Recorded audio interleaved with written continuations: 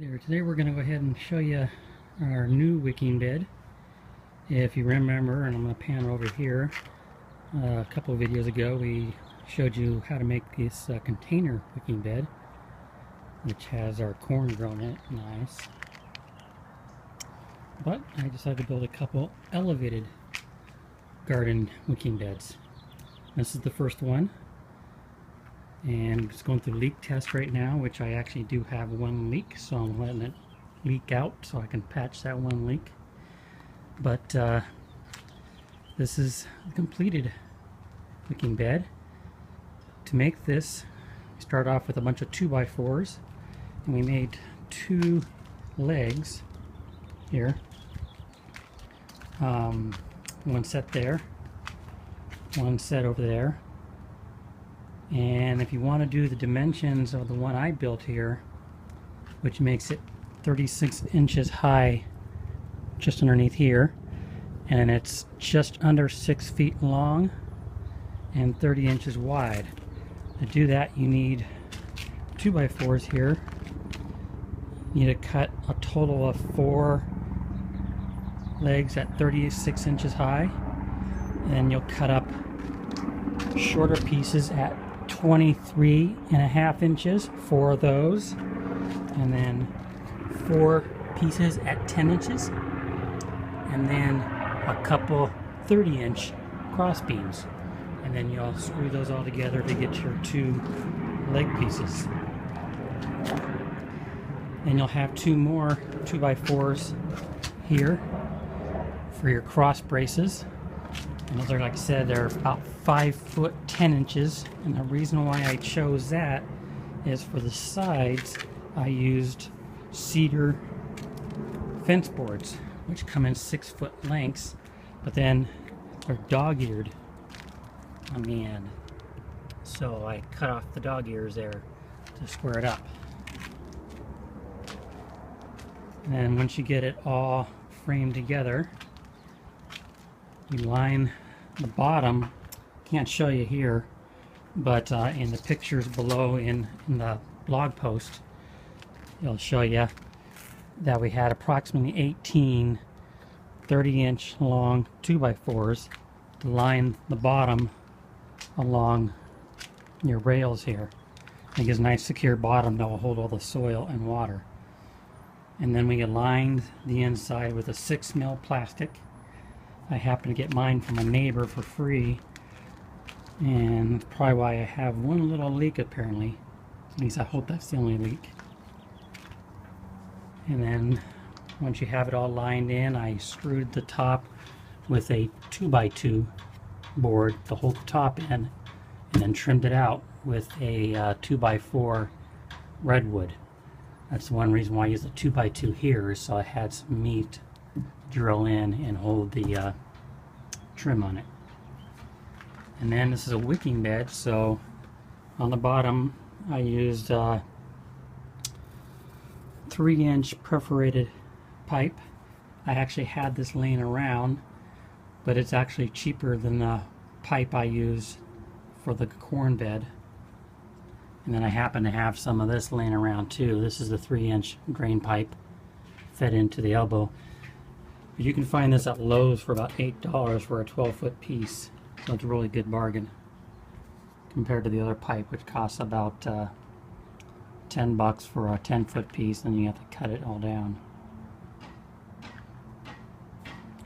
And then you fill it up again with gravel, but instead of gravel this time I got lava rock, which 2 reasons. One being cost. It's a little bit cheaper than normal gravel.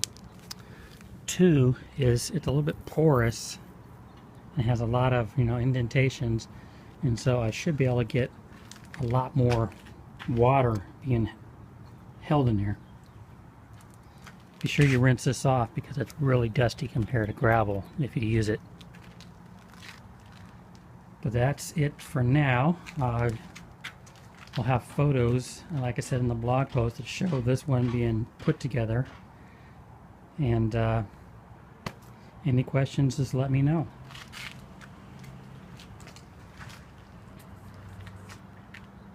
Alright, after I finished with the leak test and fixed 3 leaks, that's what happens when you use repurposed plastic. I went ahead and fill it with gravel. I ended up using pea gravel and a little bit of river pebbles. The lava rock was not a great idea. It's way too dusty and sharp. It might would have caused one of the leaks. And after I got the gravel in, let me take a quick peek here. Here's the gravel. I gotta fill it with water. And we'll come around here. You can see it. Got our, there it is, it's right here, our drain installed. Comes out here, so the water gets up to that level, or from overfilling or from rain. It'll drip out, and I like to use these 90s to direct it more downward, and I also put a little nipple on the end so I can connect a hose if I need to fill up buckets or whatever, so I reuse all the water I can, no waste. So we'll make sure that's up against the edges here, and I've started filling up with my potting mix. What I've been using, I'll show you over here, is this Patio Plus organic, and it's a potting mix.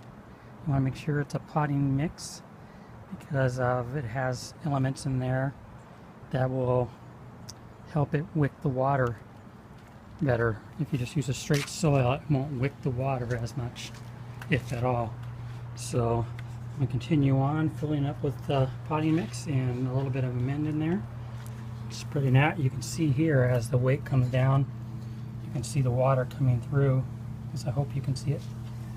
The water comes through the landscape fabric, but the soil potting mix will not go back through.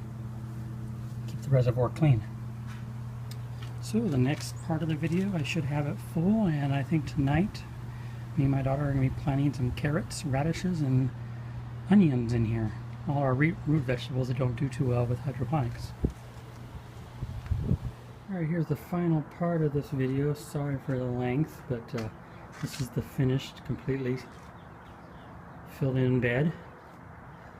It's all the soil, as you saw in the previous video. I went up to just about halfway of the 2x2s. The soil, so the rest can be filled with mulch. We planted all our root vegetables in here. We have our 4 rows of carrots, a couple rows of radishes, and then 3 rows of onions. I'm experimenting on the spacing, going just a little bit less than what was recommended. I've also read that you don't need as much spacing because they're not fighting for nutrients, since they're getting the nutrients from your raised bed here and from any fertilizers you put in your wicking reservoir. After I seeded, we went ahead and put a thin layer of mulch up for now. As they sprout out, I'll thicken the mulch up a little bit more. You will have to do some surface watering for, I'd say, about a week or so, especially if you are doing seeds, maybe a little less, you're doing seedlings, so the roots can get established and the wicking can get established. One thing I may have failed to mention is, as you're filling up the soil to a couple inches, make sure it's level, and then water it down real well, soaking it well every 2 inches until you get to the top. Soak each layer. That gives a nice soaked layer to your reservoir and can start the wicking process. Otherwise it will take forever if it even does start. So, and then your surface watering will help keep that wicking process going when you stop. Try not to never let this go dry, because once you get it dry you may not get the wicking going again, but if you do, it'll take a while. So that's it, it's the finish. Here's whenever we need to fill it with water. I had this cap laying around.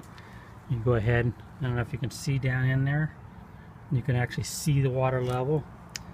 I'm going to work on a float system with a cork and wire, a little flag later on to let me know when the water is low and I need to refill. You don't have to use a cap like that. I actually had that left over laying around again. Just use a regular cap like this, you know, because this will cost $5 for both pieces, and this is only $2.50 for the one piece, so it works just fine either way. So that's it. I've already started on my second wicking bed, doing leak tests now. I had a couple leaks in there, you can see from the silicone, and I still have 2 small leaks down there, which will take me ever to figure out where those ones are. But I got time. I don't have the money for the soil or the gravel right now, so I got time, and I'm moving on to other projects as I find those leaks. So that's it for now. Any questions on the elevator wicking bed, please let me know, and I'll see you later till the next project, YouTube.